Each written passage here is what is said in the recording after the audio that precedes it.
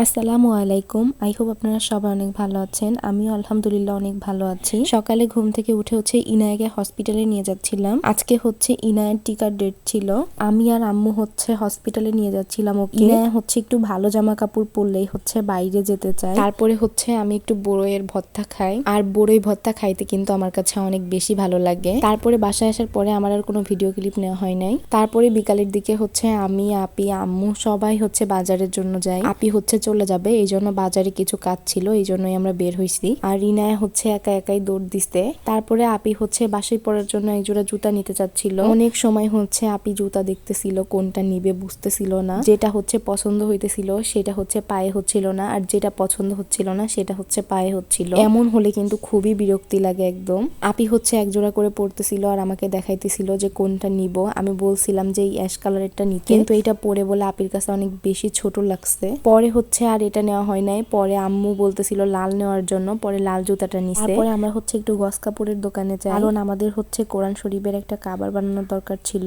কোরআন শরীফ খোলা রাখলে কোরআন শরীফের উপর অনেক বেশি ময়লা পড়ে। এই জন্যই আম্মু বলতেছিল যে একটা গজ কাপড় কিনে কোরআন শরীফের কাবার বাসায় নিজেরাই বানাই নিব না। তারপরে আমরা একটু আরএফএল এর দোকানে আসি, আর এই দোকানে আসলে যেটা দেখি সেটাই শুধু কিনতে ইচ্ছা করে। বাজারে আসলেই ওনার দোকানে আসা হবে আর অনেক অনেক জিনিস কিনে নিয়ে যাওয়া হয়। আচ্ছা, এখন আমি আপনাদের সাথে শেয়ার করি আজকে বাজার থেকে কি কি কিনলাম। প্রথমেই আপনারা যে কাপড়টা দেখলেন, এটাই কোরআন শরীফের কাবার বানানোর জন্য নেওয়া হয়েছে। তারপরে আপি এই দুইটা ঝুড়ি নিছে, আর এটা আমরা চামচদানি হিসাবে ইউজ করব।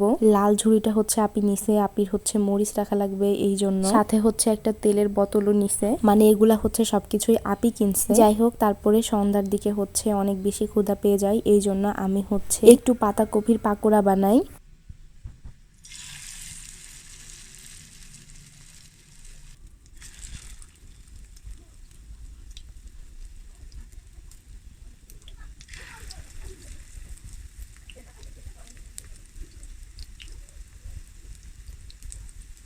যারা পাতাকপি খান না বা খাইতে পারেন না, তারা কিন্তু এভাবে পাকোড়া বানাই খাইতে পারেন। পাকোড়া বানাই খাইলে পাতাকপির টেস্টটাই আলাদা হয়ে যায় একদম, আর খাইতেও অনেক বেশি মজা লাগে। পাকোড়া বানানো হয়ে গেলে আমি একটু চাও বানাই নেই।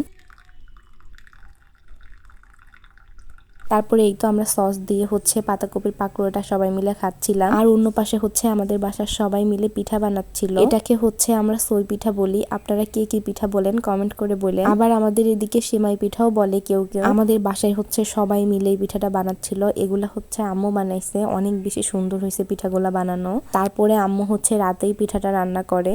তারপরে যেহেতু আপি আসছে, আপিকে বলতেছিলাম যে আমাকে একটু সুন্দর করে মেহেদি পরাই দাও। আর আমার অনেক দিন ধরে ইচ্ছা করতেছিল যে আমি হাত ভরে মেহেদি পরবো। হাতে মেহেদি দিতে তো ভালোই লাগে, কিন্তু বসে থাকতেই অনেক বেশি কষ্ট লাগে, কারণ মেহেদি পড়তে গেলে অনেক বেশি ধৈর্যের ব্যাপার। তারপরে আমার মামাতো বোন আসছিল। আমরা পরের দিন আবার আরএফএল এর দোকানে যাই। আপুর একটা দাওয়াত ছিল, আপু গিফট কেনার জন্য গিয়েছে। পরে আমরা একটা আইসক্রিমের বাটির সেট নেই। আমি বাটির সেটটা আগের দিন দেখে আসছিলাম। পরের দিন আপু আসছে, আপুকে বলতেছে অনেক সুন্দর একটা বাটির সেট দেখে আসছি, তুমি এটাই দিতে পারো। তারপরে আমার সাথে করে আপু যায়। আপুর দেখেই পছন্দ হয়ে গেছে। পরে আপু বলতেছে জিনিসটা আসলে অনেক সুন্দর, বাসার জন্য একটা নেওয়ার দরকার। পরে আমরা ওনাকে বললাম যে র্যাপিং করে দেন। আমার ফ্রেন্ড আমার জন্য সুন্দর একটা গিফট পাঠাইছে। এই জিনিসটা এর আগেও আমার ছিল, সেটা ভেঙে গেছে, দেন ও আবার আমাকে কিনে দিছে। এইটা খোলার পরে আমি দেখি এর মধ্যে অনেকগুলা চকলেট। আমি পুরাই অবাক হয়ে গেছি জিনিসটা দেখে। জিনিসটা তো উপর থেকে দেখছি, কিন্তু ভিতরে যে এতগুলা চকলেট আছে এটা আমি জানতামই না।